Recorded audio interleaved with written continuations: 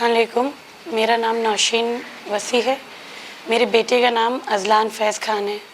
वो 5 साल का है और सीपी का पेशेंट है। मैं शाहगंज जौनपुर से आई हूँ यहाँ पे अपने बेटे का इलाज कराने के लिए, क्योंकि वो नॉर्मल बच्चों की तरह कुछ भी ऐसा बिहेव नहीं था। उसकी गर्दन नहीं ठहरती थी, नॉर्मल बच्चों की तरह उसके अंदर कोई भी बात नहीं थी। तो हम लोग उसको लेकर पहले लखनऊ गए, वहाँ डॉक्टर्स को दिखाया तो डॉक्टर्स ने बोला कि बच्चे का माइलस्टोन डिले है। फिर भी मुझे वहाँ पे इतना सेटिस्फाई नहीं हुई मैं, तो उसको लेके हम लोग मुंबई गए, उसको वहाँ दिखाया। वहाँ पे डॉक्टर ने बोला कि बच्चा सीपी का पेशेंट है। और सीपी हम लोग के घर में किसी को भी नहीं था, पूरे किसी ख़ानदान में भी नहीं, दूर दूर तक मेरे घर में कोई ऐसा बच्चा था ही नहीं। ये बीमारी हमारे लिए एक नई बीमारी थी। इस बीमारी का नाम सुन के मुझे लगा कि ये आखिर होती क्या है ये बीमारी, और मेरे ही बच्चे में क्यों आई है, किस वजह से आई है। तो इसके लिए मैंने इधर उधर बहुत सर्च किया, इंटरनेट वगैरह पे, यूट्यूब पे, सब पे देखा सीपी और सेरेब्रल पाल्सी बच्चों का कि उनके साथ क्या होता है, किस तरह है। मुंबई के डॉक्टर ने मुझे यही बोला था कि बच्चे की फिजियोथेरेपी चलेगी। बच्चे का माइलस्टोन डिले और सीपी का बच्चा है, तो इसके लिए आपको उसकी प्रॉपर लगातार फिजियोथेरेपी करानी होगी। अब ये सब चीज़ों के लेके मैंने वहाँ 8 महीने वहाँ के डॉक्टर के पास फिजियोथेरेपी कराई अपने बच्चे की, लेकिन मुझे वहाँ पे भी कोई सेटिस्फाई नहीं हो पा रही थी मैं। मुझे ऐसा लग रहा था कि जैसे इतना इम्प्रूवमेंट नहीं आ रहा उसके अंदर। फिर उसके बाद मैं अपने घर आई, वहाँ भी मैंने एक जनरल जो थेरेपिस्ट थे उनसे करवाई। 8 महीना 1 साल ऐसे कुछ दिनों तक मैंने उनसे करवाई, फिर भी मुझे इतना उस चीज़ से भी मैं सेटिस्फाई नहीं हो पाई। उसके बाद मैंने इधर उधर जब सर्च किया तो मुझे इनाया फाउंडेशन के बारे में पता चला, तो इसलिए हम लोग वहाँ से घर से पहले आए डॉक्टर कदीर सर से मिलने। उनसे जब हम लोग मिले तो उन्होंने प्रॉपर मेरे बेटे की बीमारी के बारे में मुझे पूरे डिटेल में समझाया। इससे पहले किसी भी डॉक्टर ने मुझे इतनी डिटेल में नहीं बताई थी सारी बातें जो सर ने मुझे बताई। जब मेरा बच्चा यहाँ आया था तो वो बहुत डरा डरा था, मतलब उसको हम लोग खड़ा करते थे तो प्रॉपर खड़ा नहीं होता था। जैसे उसको उसके दिल में एक डर था कि अगर हमने उसको खड़ा किया तो वो गिर जाएगा। तो खड़ा चलना तो छोड़िए, पैर आगे कदम बढ़ाना तो छोड़िए, वो प्रॉपर खड़ा भी नहीं होता था। उसके अंदर एक डर था, एक खौफ था कि अगर मैं ऐसे खड़ा होऊंगा तो मैं गिर जाऊँगा। तो इसके लिए फिर हम लोगों ने यहाँ पे घर लिया और आज 4 महीने से मैं अपने बेटे की यहाँ पे थेरेपी करा रही हूँ और माशाल्लाह बहुत अच्छा रिज़ल्ट है। मैं बहुत सेटिस्फाई हूँ, क्योंकि मेरे बेटे के अंदर बहुत एक्टिवनेस आ गई है, बहुत एक्टिव हो गया है वो। और अब तो चीज़ों को पकड़ के उठने की कोशिश भी करता है, पनारे पे चलता है, सीढ़ी पे चढ़ता है एकदम प्रॉपर तरीके से। बहुत एक्टिव हुआ है, साथ साथ में फिज़िकली तो एक्टिव हुआ है, इसके साथ मैंने एक चीज़ और भी नोटिस की है, वो मेंटली भी बहुत एक्टिव हुआ है। वो चीज़ों को समझने लगा है, वो बिहेवियर पहचानने लगा है। ये सब चीज़ें थेरेपी होने स्टार्ट जब से हुई उसके बाद से ये चीज़ें उसके अंदर दिखनी शुरू हुई हैं कि बहुत सी चीज़ों को कि कौन मुझे डांट रहा है, कौन मुझे प्यार कर रहा है, ये सब चीज़ें भी, ये सब इम्प्रूवमेंट भी उसके अंदर हुआ है। तो इस चीज़ से मैं बहुत सेटिस्फाई हूँ। और फिर मैं इसकी स्पीच थेरेपी भी यहाँ पर आ रही हूँ तो उसका भी रिज़ल्ट बहुत अच्छा आया है। वो इतना प्रॉपर तरीके से कुछ वर्ड बोलने लगा है, इतना क्लियरली कि जब उसकी आवाज़ में डब करके ला के अपने सर को सुनाती हूँ जो उसके स्पीच थेरेपी कराते हैं, तो उनको लगता नहीं कि हाँ वो बोल रहा है, वो इतना क्लियर बोलता है। माशाल्लाह अब्बा अम्मा भी बोलने लगा है। तो स्पीच थेरेपी से और उसकी फिजियोथेरेपी से, दोनों से ही उसको बहुत ज़्यादा फ़ायदा हुआ है और मैं बहुत सेटिस्फाई हूँ। और वैसे भी इन बच्चों को लेके बहुत स्ट्रगल करना है। मैं एज अ मदर अपने बेटे को लेके मैंने बहुत स्ट्रगल किया है। बहुत सी ज़िंदगी में मेरे उतार चढ़ाव आए हैं, बहुत सब कुछ हुआ है, लेकिन मैंने हिम्मत नहीं हारी। बस मेरे अंदर एक जज्बा था कि मुझे अपने बेटे को उसके बलबूते पे खड़ा करना है। मैं सोचती हूँ मेरा अज़लान ऐसा हो जाए कि वो किसी का मोहताज ना रहे, वो अपना हर काम, अपनी हर चीज़, अपना सब कुछ वो अपने उससे करे।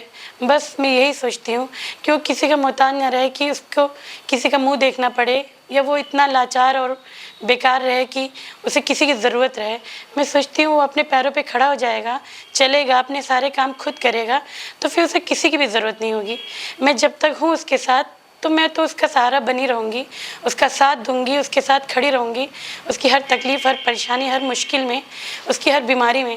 लेकिन मेरे बाद क्या होगा, सबसे ज़्यादा यही यही चीज़, यही टेंशन एक माँ के दिमाग को, उसके दिल को बेचैन किए रहती है। इसी वजह से मैं उसको लेके बहुत स्ट्रगल कर रही हूँ। यहाँ अपना घर छोड़ के इलाहाबाद में हूँ, लेकिन अभी मैं बहुत मुतमईन हूँ। इसलिए मुतमईन हूँ कि मैं एक ऐसी जगह पे हूँ जहाँ मेरे बेटे का इलाज हो रहा है और इम्प्रूवमेंट भी दिख रहा है। ऐसा नहीं कि सिर्फ इलाज हो रहा है और मुझे कोई रिज़ल्ट नज़र नहीं आ रहा है, मुझे रिज़ल्ट नज़र आ रहा है। इसलिए मेरे अंदर एक हौसला बन रहा है, एक उम्मीद जाग रही है कि जब मेरे बेटे के अंदर 4 महीने में इतना इम्प्रूवमेंट आ गया है तो इंशाअल्लाह ताला आगे आते टाइम में वो ज़रूर, पूरी तरह तो नहीं कह सकती, लेकिन इतना तो ठीक हो जाएगा कि उसे किसी की भी ज़रूरत नहीं होगी, वो मोहताज नहीं कहलाएगा, वो एक नॉर्मल बच्चों की तरह ज़िंदगी गुजारने के लायक हो जाएगा। बस इसी उम्मीद पे मैं यहाँ पे हूँ और अपने बच्चे की थेरेपी करवा रही हूँ। मुंबई में जहाँ मैं अज़लान की थेरेपी कराती थी, वहाँ पे वो लोग जब टाइम होता था हम लेके जाते थे बच्चे को, तो वो लोग थेरेपी स्टार्ट करते थे, कराते थे, तो वो कोई नॉलेज की बात नहीं बताते थे हमें कि मतलब हमें बच्चे को कैसे पकड़ना है, क्या करना है, किस तरह वो करना है, ऐसा कुछ नहीं। बस उनको जो चीज़ करनी रहती थी वो अपना करके, अपना टाइम पूरा करके हम बच्चों को लेके चले आते थे। बट इनाया फाउंडेशन में मैंने एक चीज़ नोटिस की है कि जब मैं यहाँ थेरेपी कराती हूँ तो जो मेरे थेरेपिस्ट होते हैं वो मुझे बीच बीच में सजेस्ट करते रहते हैं कि पैर ऐसे पकड़िए, पैर को ऐसे नहीं मोड़ना है, शूज़ आपको ऐसे पहनाना है, पैर इस तरह नहीं करना है, पैर अंदर नहीं करना है, पैर बाहर नहीं करना है। ये सारी चीज़ें मेरे थेरेपिस्ट हर टाइम, हर लम्हा जहाँ मैं ज़रा सा भी चूकती हूँ फ़ौरन मुझे टोक देते हैं कि नहीं आपको इस तरह करना है, इस तरह पकड़ना है। तो वहाँ की एक्सरसाइज और यहाँ की एक्सरसाइज में मुझे एक फ़र्क नज़र आया कि यहाँ वो लोग समझ रहे हैं कि अज़लान की क्या कंडीशन है यहाँ पे, कि उसे अब क्या, किस एक्सरसाइज की ज़रूरत है, उसे अब क्या करना है, वो ये चीज़ समझ के फिर उसकी प्रॉपर एक्सरसाइज करवा रहे हैं। और मुझे लगता था कि वहाँ पे एक बेसिक जो एक्सरसाइज होती थी वो लोग करते थे, बट मुझे वहाँ और यहाँ की एक्सरसाइज में क्लियर, एकदम क्लियर ये नज़र आ रहा है फ़र्क कि वहाँ, यहाँ पे अज़लान को जिस एक्सरसाइज की ज़रूरत है उसकी वही एक्सरसाइज की जा रही है। अज़लान को लेकर मुझे जो परेशानियाँ मतलब होती हैं कि अगर मैं उसको कहीं लेकर जाऊँ तो लोग बहुत तर्स की निगाह से देखते हैं, मतलब कि अरे आपका बच्चा है, चल नहीं पा रहा है, बोल नहीं पा रहा है, उसके बराबर, उसके एज के बराबर के बच्चे दौड़ रहे हैं, स्कूल जाने लगे हैं, 4 साल के बच्चे स्कूल जाने लगते हैं, स्कूल जा रहे हैं, तो लोगों की नज़रों से पता चल जाता है कि लोग तरस खा रहे हैं बहुत कि अरे मतलब बच्चा चल नहीं रहा है, ऐसा बच्चा है, अफसोस भी करते हैं मुंह पे। अब जो भी, तो मैं सोचती हूँ, मैं उन लोगों को जवाब देना चाहती हूँ ये कि मुझे अपने बच्चे से कोई परेशानी नहीं है, कोई नहीं। मेरा बच्चा जैसा है, जिस तरह है, वो मुझे एकदम परफेक्ट लगता है और मैं नहीं समझती कि मेरा बेटा एबनॉर्मल पैदा हुआ है। उसको मैं नॉर्मल बनाऊंगी ना, और नॉर्मल बनाने के लिए हमारे पास चीज़ें हैं ना, जगह है ना। आज मैं इलाहाबाद में हूँ, उसको नॉर्मल बनाने के लिए ही आई हूँ, उसको और बच्चों की तरह ज़िंदगी गुजारने के लिए ही लेकर आई हूँ कि वो यहाँ पे रह के उसकी थेरेपी करा के मैं उसको नॉर्मल बच्चों की तरह ही ज़िंदगी गुजारने के लायक बना सकती हूँ। जो पेरेंट जिनके बच्चे ऐसे हैं, जिनके बच्चे सीपी के पेशेंट हैं, मैं उनको यही सजेस्ट करना चाहती हूँ कि जब वो लम्हा, जब हमें ये पता चलता है कि हमारा बच्चा नॉर्मल बच्चों की तरह नहीं है, वो एक सीपी का पेशेंट है, उस टाइम उनका दिल और वो खुद समझ सकते हैं कि वो टाइम उनके लिए क्या होता है। हमें ये सोचना ही नहीं है कि ये सीपी का बच्चा है तो ये कभी ठीक नहीं हो पाएगा, बिल्कुल ठीक होगा। हमारे सामने अगर हम अभी सर्च करने बैठे तो कितने सीपी के बच्चे जो ठीक हुए हैं, अपने पैरों पे खड़े हुए हैं, अपनी ज़िंदगी में आगे बढ़े हैं। नॉर्मल बच्चे को पालने के लिए माँ बाप को बहुत मेहनत करनी पड़ती है, तो सोचिए कि बच्चे जो इतने एबनॉर्मल होते हैं उनके लिए तो हमें डबल मेहनत करनी है। और ये भी नहीं कि एकदम उससे, बहुत हिम्मत से और बहुत सब्र से हमें अपने बच्चे का इलाज करना है और उसके लिए हमें जो हो सकता, मुमकिन हो सके, सब कुछ करना है।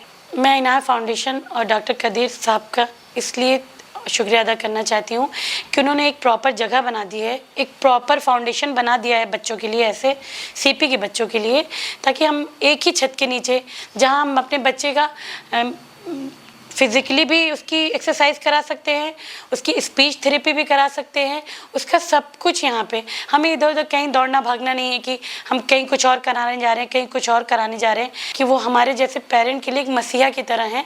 अगर वो ये काम नहीं करते तो हमारे जैसे पेरेंट जिनके बच्चे सीपी हैं, वो फिर अपने बच्चों को लेकर कहाँ भटकते फिरते।